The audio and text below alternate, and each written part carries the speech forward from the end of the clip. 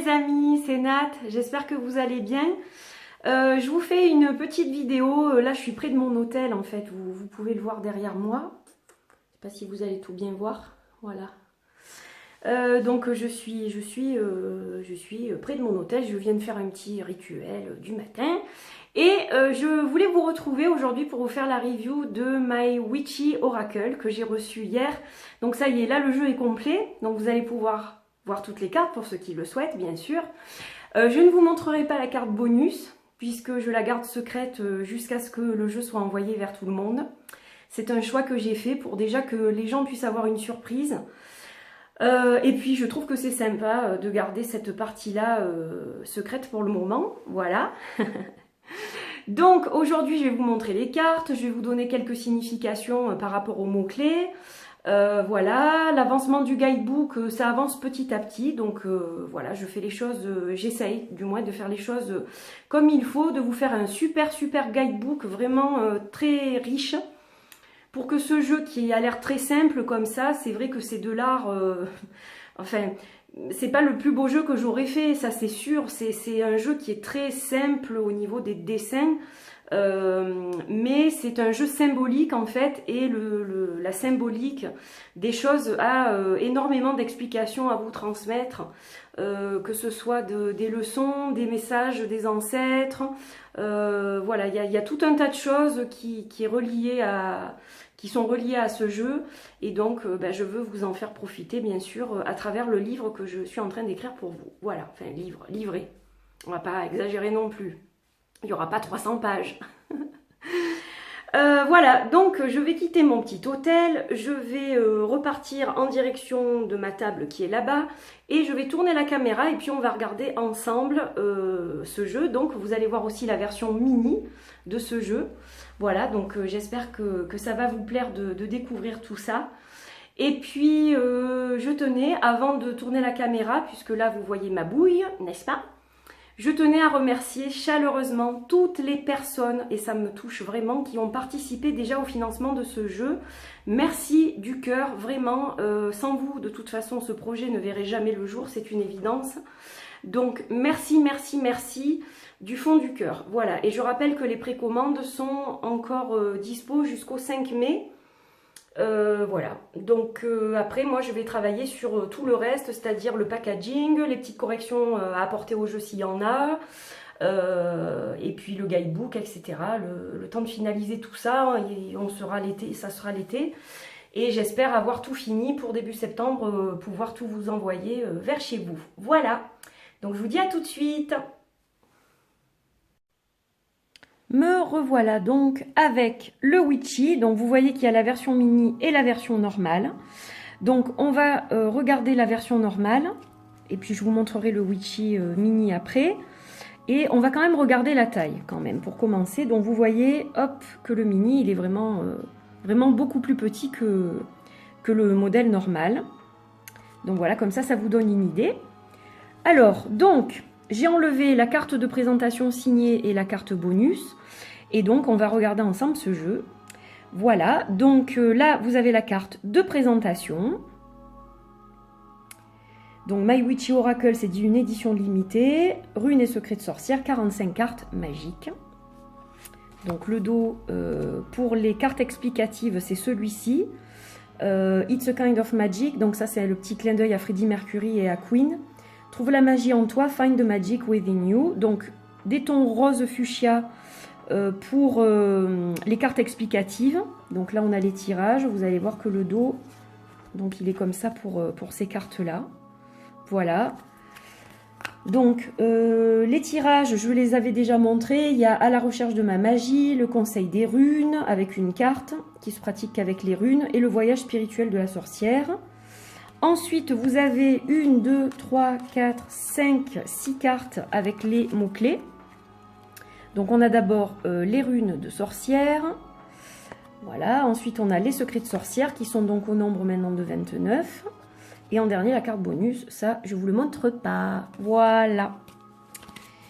Donc, ensuite, on va regarder les cartes. Alors, je vais vous montrer d'abord les 13 runes. Hop. Donc, voilà. on regardera les secrets après. Donc, voici les 13 runes. Alors là, on a la carte du soleil. Donc, la carte du soleil, c'est une carte qui est en principe positive. Elle va être rarement négative. Il faut vraiment qu'elle soit entourée que de cartes plus négatives pour avoir une consonance un peu plus négative. Mais en principe, ça annonce des changements positifs et surtout qui sont rapides, une éclaircie. Alors avec la carte de la lune, là on n'est pas dans le changement rapide, on est plutôt dans le changement beaucoup plus lent en fait. Puisque on ne maîtrise pas tout, il y a des éléments qui nous sont encore cachés, on est plutôt dans une phase de transition et dans le changement à long terme. Les oiseaux, les anneaux, la romance, donc qui est une des deux cartes d'amour du jeu, on va dire. J'ai deux cartes sentimentales, une dans les runes, une dans les secrets de sorcière. Maintenant, puisque j'en ai créé une autre, que vous verrez tout à l'heure, qui s'appelle la rose rouge. Donc là, on est plus dans l'amour, la passion, le lien affectif qui est déjà établi en fait. Avec la rose rouge, on sera plus dans la rencontre qui va arriver. Et par contre, si on sort les deux, c'est-à-dire la rose rouge et puis celle-ci, ça va être une relation durable. Et s'il n'y a que la rose rouge, selon la carte qui va être avec, les cartes qui vont être avec, ce sera une relation qui ne va pas durer. Voilà, par exemple. Là, on a la carte de la femme avec Vénus que j'ai rajouté pour que le symbole de la rune, c'est celui-ci. Et j'ai rajouté ce petit symbole pour que ce soit plus parlant, en fait, à l'ensemble d'entre vous. Là, on a l'homme avec le symbole de Mars, donc j'ai fait pareil. Alors, la femme, elle va représenter toutes les qualités féminines, la sympathie, la bienveillance, l'empathie, la douceur. La carte de l'homme, on va plus être dans tout ce qui est action, challenge, la force, hein, et l'ego également. Donc, si on sort par exemple l'homme avec le soleil, ça peut être un homme qui a un ego un peu surdimensionné. Voilà. La récolte, donc carte d'abondance. Les chemins, alors là ça se corse par contre. Les chemins, ça va plutôt vouloir dire tout ce qui est lent. On vous met des bâtons dans les roues, vous n'avancez pas. Il y a des conflits, il y a des malentendus, les choses n'avancent pas comme vous voulez, il y a de la lenteur dans les projets, vous êtes frustré, voilà, ça va être un petit peu tout ça. L'étoile, c'est la carte de l'espoir par excellence, hein, c'est un peu comme dans le tarot. Les vagues, là on va être dans tout ce qui est mystérieux, dans l'émotion la plus intense, dans les profondeurs un peu, vous savez, c'est comme les profondeurs de l'océan. Bon, là ça va être les profondeurs un peu de notre être, la façon dont on réagit aussi. Là on a la carte de la faux, donc la faux ça annonce pas quelque chose de positif non plus en principe, hein. Il y a une séparation, c'est un lien qui se brise. Il y a des changements importants, donc des fois on va porter une croix. C'est pour ça que j'ai rajouté des croix, parce que soit on fait une croix sur quelque chose, soit on porte une croix, c'est-à-dire quelque chose qui est assez lourd. Voilà, donc c'est quelque chose de plus négatif. Et puis on a la carte de l'œil, qui va signifier énormément de choses. Elle va surtout parler de se focaliser sur quelque chose. Hein, on doit mettre le focus sur quelque chose pour réussir. On doit se concentrer. Elle va parler d'observation. Elle va parler aussi d'habilité psychique, bien sûr, hein, évidemment. Le troisième œil qui est ouvert. Et elle va aussi parler de gens qui vous surveillent, de cancans, de gens qui s'immiscent dans votre vie. Voilà. Si elle sort avec une autre carte qui est dans les secrets de sorcière, qui est la baffe de crapaud, là ça veut dire qu'il y a des commérages sur vous, par exemple. Voilà, ce genre de choses. Donc, quand on allie certaines cartes, elles ont une plus grande portée, si vous voulez. Donc voilà pour les runes de sorcière. Là, on a déjà les 13 runes. Donc maintenant, on va regarder les secrets de sorcière. Donc, alors, le premier secret, évidemment, ça ne pouvait pas être autre chose que l'arbre, qui représente la vie, la vitalité et le lien qu'on a entre le ciel et la terre. Donc le ciel et la terre, l'ancrage qu'on a à la terre, l'ancrage spirituel qu'on a au ciel.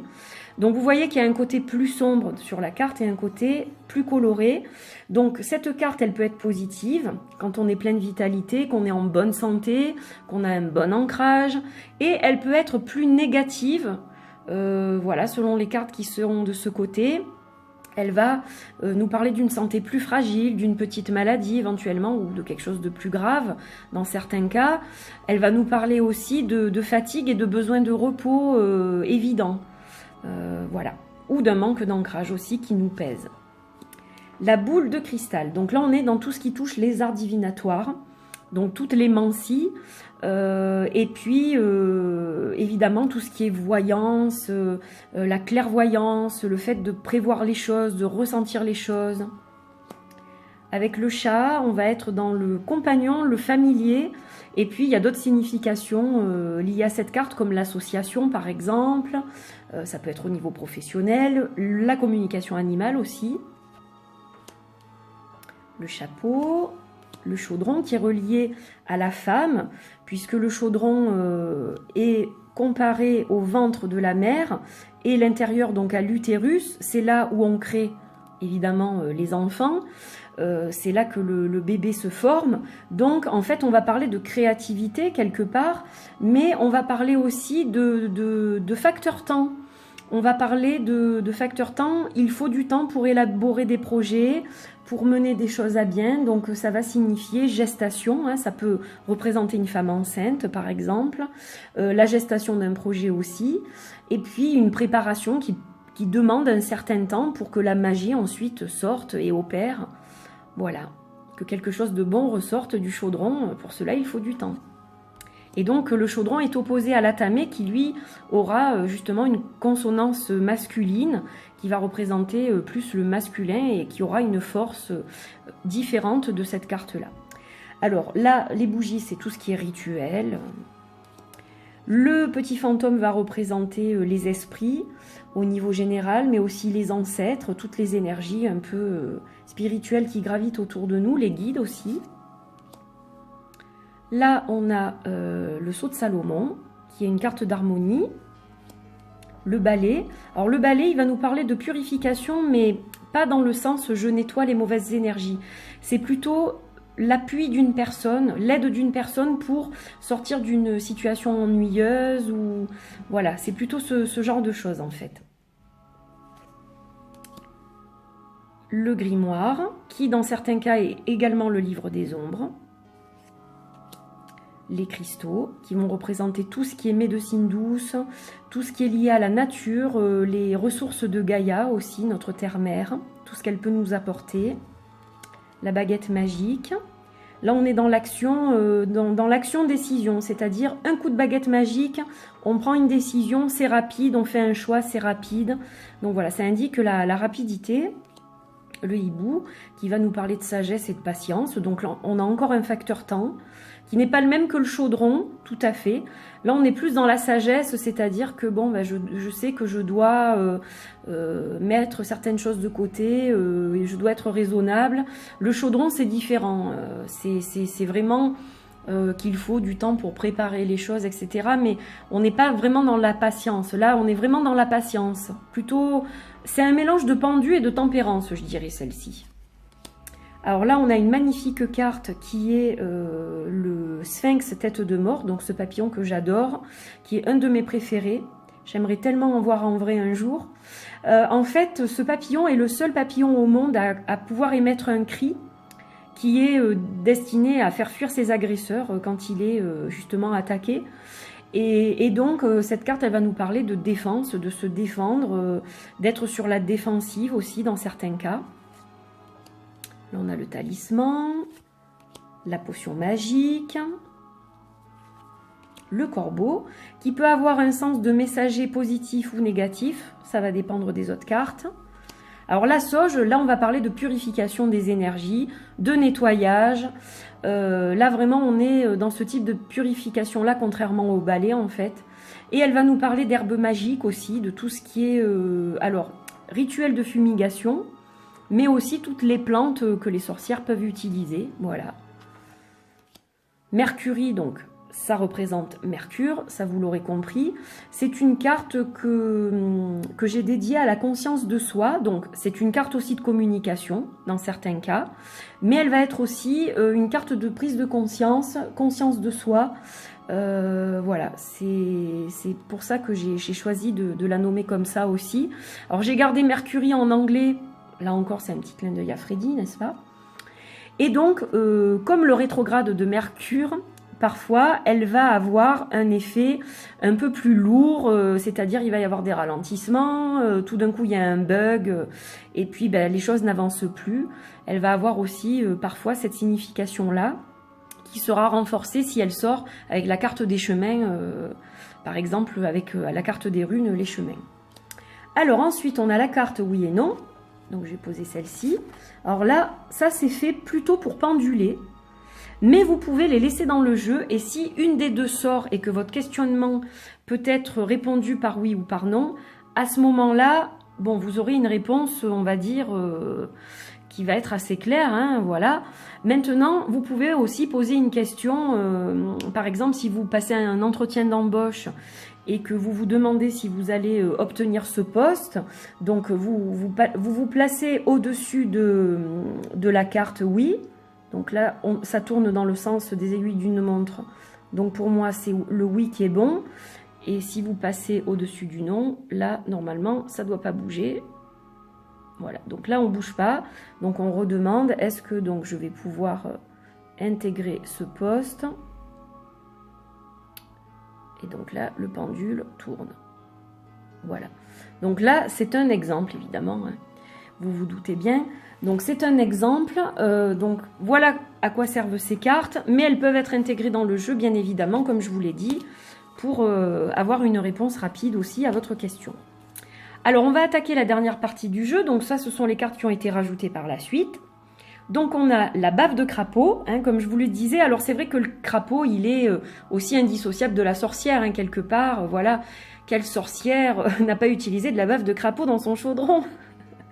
Donc là, ça va parler de commérage, de cancan, voilà, des gens qui ont une opinion bien tranchée sur vous, ou alors c'est vous qui avez aussi une opinion bien tranchée sur quelqu'un.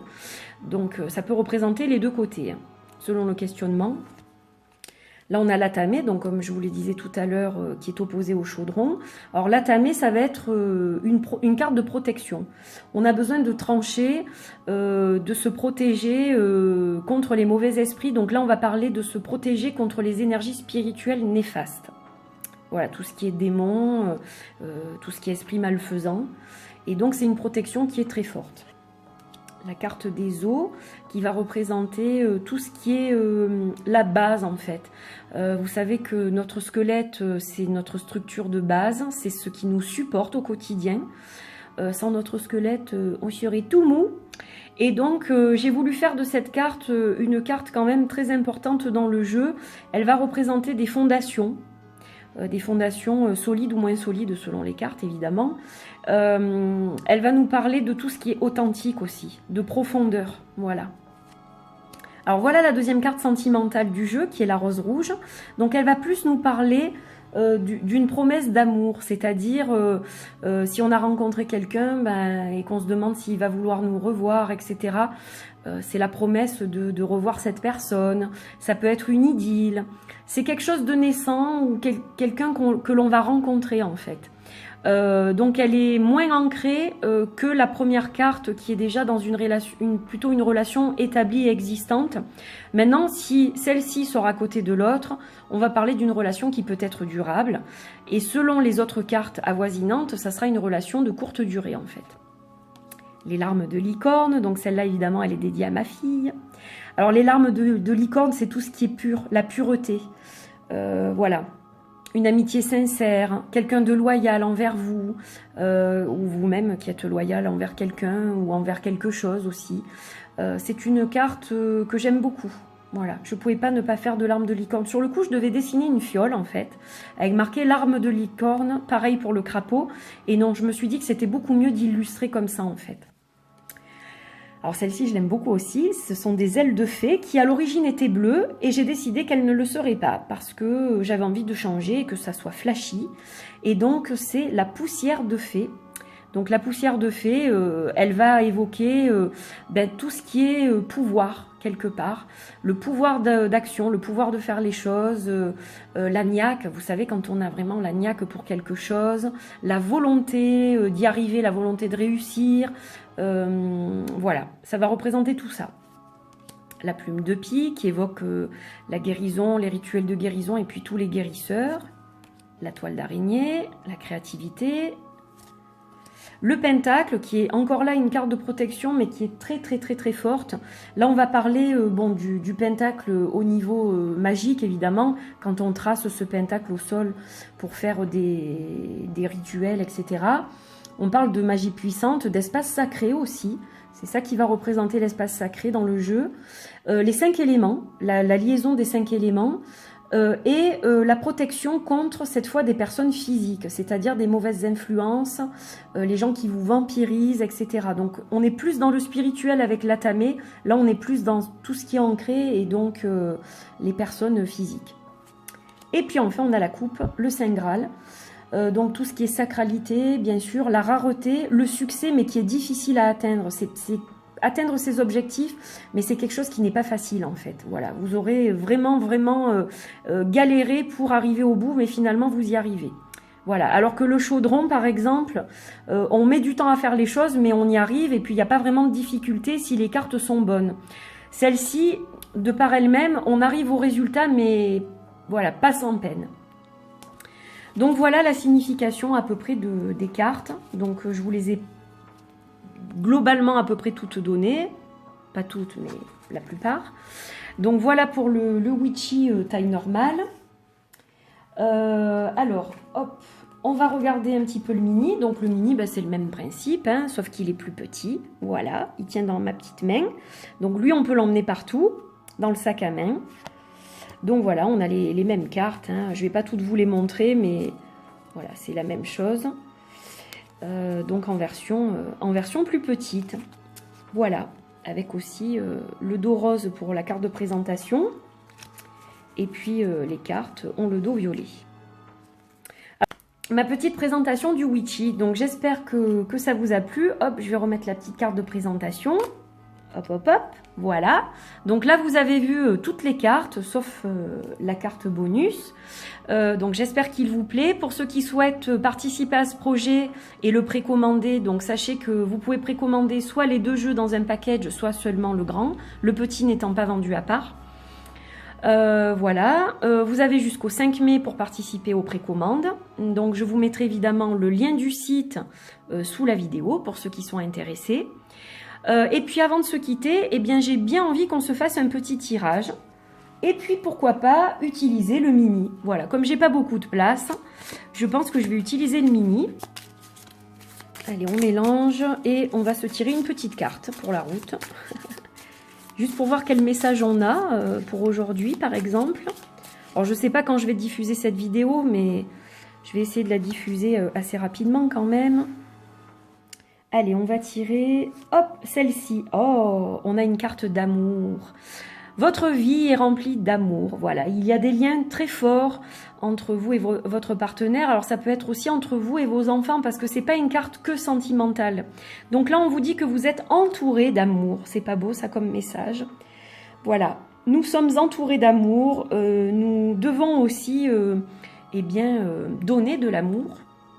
C'est dans les 2 sens. Donc voilà, une très jolie carte qui est très positive pour finir cette petite vidéo. Voilà, j'espère que cette vidéo vous a plu. J'étais ravie de vous présenter ce jeu parce que j'y tiens beaucoup à ce jeu. Alors je tiens à tous mes jeux évidemment, je les ai tous créés avec amour, vraiment. Chacun a une signification profonde pour moi.